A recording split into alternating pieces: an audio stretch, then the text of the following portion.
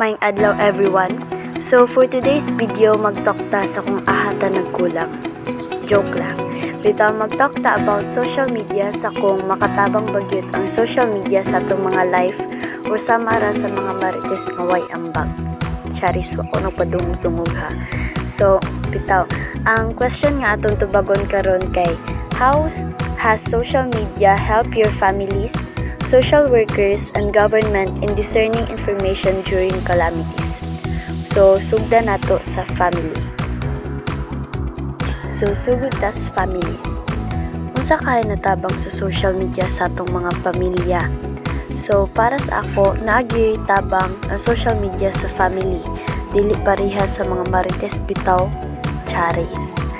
Nang ang una gyud nga naitabang sa social media sa ato is kabantay mo inig na ay calamity kay na ay mag-notif sa inyong Facebook nga si kuan kay nagmark as safe during ato nga time. So social media enable families to confirm loved one's safety. Second is resource allocation. Ug na ay calamity, di ba naada yung mag-post nga open sila og mga donations para sa mga na-victim. So, through social media, mas mapadali o disseminate ang information. And last is community support. Different platforms offer emotional support, counseling, and connection. Isbog na sadta diri sa social workers. May pang social kay nag-work no, kami ani kay wala gyud. Ha, child. Nang, bitaw.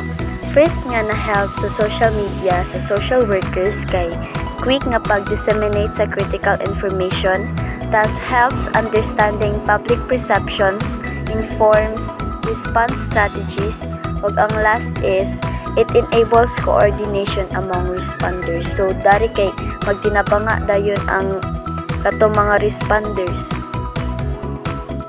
So kay humana man ta sa social workers ug families, diri na sadta sa how has social media helped our government? So, una gyud is nakatabang ang social media sa sa public awareness campaign.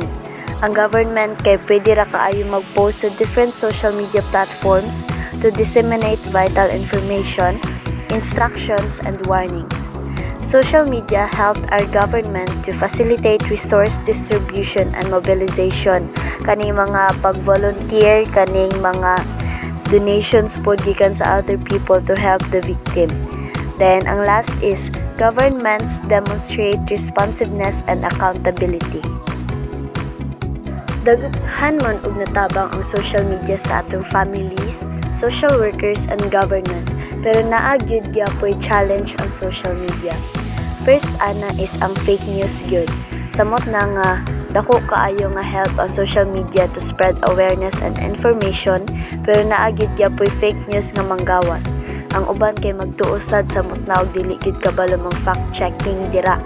Nadayon mosulod nga ang uban kay magpanik tungod lang sa false information.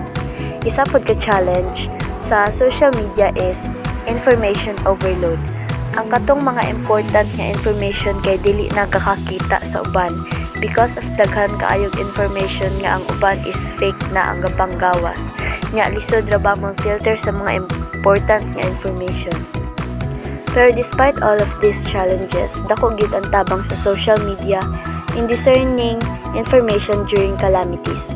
Ang sa ato lang as users sa social media is we must not spread fake news kay naara bagay ubang tao nga moditso lang og tuo sa kung unsa ang ilang kakakita sa social media.